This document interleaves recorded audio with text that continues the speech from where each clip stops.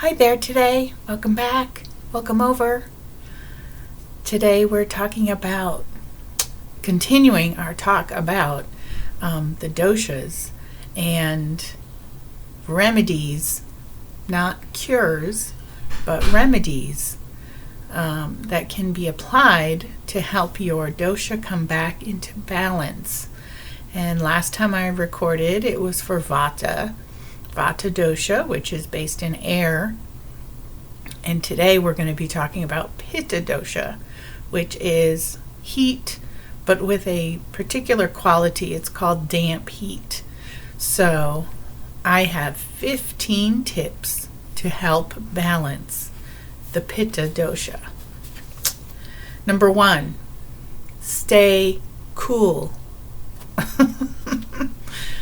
Stay cool. Stay cool physically and emotionally. You know, when Pitta gets triggered, there's a fiery explosion, and that fire element needs to be expressed. So, and Pitta people are known for having a short fuse, or if the fuse is long, you don't want to be anywhere near it when it blows. So, stay cool.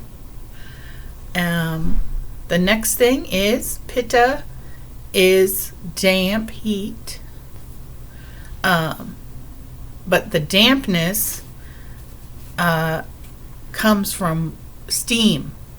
You know, like heat plus water is steam.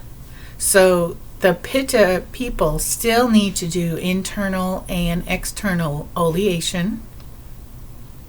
Highly recommend it for Pitta. Oleation is just a big word that means oily. So you want to make sure that like your mucous membranes are well lubricated, and you want to ingest things like ghee, which is clarified butter. It has all the fat solids removed, and you can use it like butter in your household. It's very soothing to the like epithelial linings and things like that as it passes through the body. So internal and external oleation. So internally, it's just something to ingest, and externally, you want to really get oiled up, exfoliated and oiled up a couple times a month, I would say, for Pitta. And when I was, the first thing that people say is, I don't have time to give myself some spa treatment at home. You do. I promise you do. When I was raising my son as a single mom, there was at least a decade of my life where my showers were like maximum 6 minutes. But what I did was I exfoliated one section of the body during each shower. So I didn't do the whole thing, because you're right, it takes too much time. But, one day is legs. Next day is, torso and back, like the midsection. Next day is arms and shoulders.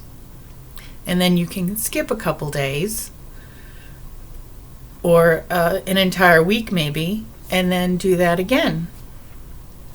Every so often, it's just good to do.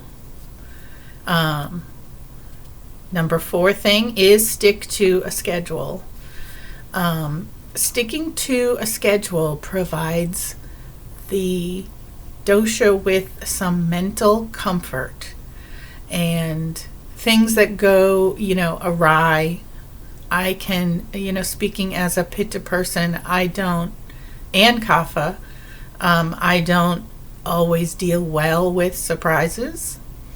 So if I know I have a schedule, eating, activity, resting, whatever it is that your days are filled with, just try to maintain that schedule. Because when Pitta gets irritated because of, something goes awry, that's when the dosha needs to blow off some steam. Like, quite literally, it's steam. Where that saying comes from?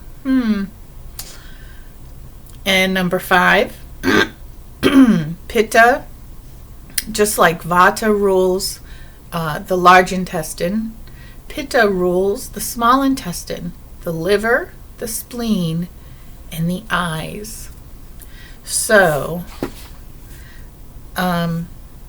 there's actually, I had such a bad case of Pitta aggravation, and there's a specific word for it that I can't remember at this moment, but Pitta eyes are red, easily irritated, become, quite like overly sensitive. There's a treatment that you can do at home, and it's take that cleansing ghee, and there's actually an eye treatment that I've had done where ghee gets, it's an eye flush, but using ghee. And yeah, the stuff that came out of my eye sockets for days after was incredible. So if I get feedback, to either describe how to do it or maybe find someone to show how to do it, I'd be more than happy to do that. Like I said, I have just tons of tips and tricks up my sleeves. See them? On how to integrate, some of these ancient remedies and into a modern life where we are limited on time and resources, and I'm a firm believer that you don't have to spend a lot of money. So if you want to, cool, but you don't have to. So number 6 for Pitta soothing is colors. You want to stay away from bright reds, like in that family. Stick to blues, greens, whites, or pastels. In terms of spices, favor cardamom, coriander, fennel, mint, turmeric, and ginger. And like I said with the Vata, the ginger, people who don't like ginger are probably using too much, and so they're having a bad experience. But I think I know that ginger has a tridoshic therapy to it. And so just, keep the ginger mild and create your own teas or, massage oil with some of these oils in them. For activities, Pitta can do yoga of any kind, and Pitta especially loves tennis and skiing. When I think of Pitta, like a real hardy Pitta type, I just picture this like ski bunny on the slopes, getting a blast of cold in the face and the thrill of the downhill shushing, and that's such a good activity for Pitta. And the tennis, helps them blow off that steam, and they really need to do that regularly. Also, sadhana practice, which I mentioned the past couple times I've spoken here. Your sadhana practice is like your devotional. It's your, when you worship, when you go to church, when you meditate, people use yoga as their devotional. Keep that in your life and make sure it's scheduled. Number 10 is Pitta people will freckle and burn. And please keep some aloe on hand. Aloe vera is a very bitter I'm not saying eat it, but if your skin gets irritated either from the sun or the wind, just put some aloe gel. If you don't have a plant, you can definitely buy some pure aloe gel.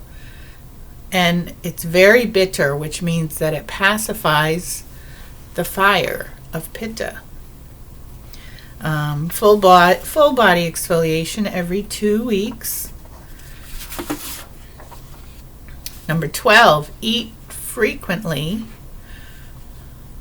so that you never get hangry.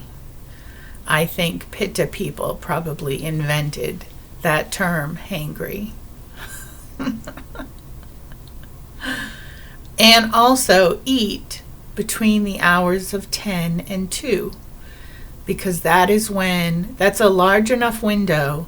That is when the sun is highest in the sky, the fire element in nature is burning, and it helps us with our our fire element. The foods to avoid for Pitta: overly spicy, although Pittas love to kick up that heat. I know many Pittas who just love spicy food. That would be me. Spicy, salty, sour, and fried. Fried food is going to fatten up a Pitta person like nothing else. And also, it's very low vibe, fried food.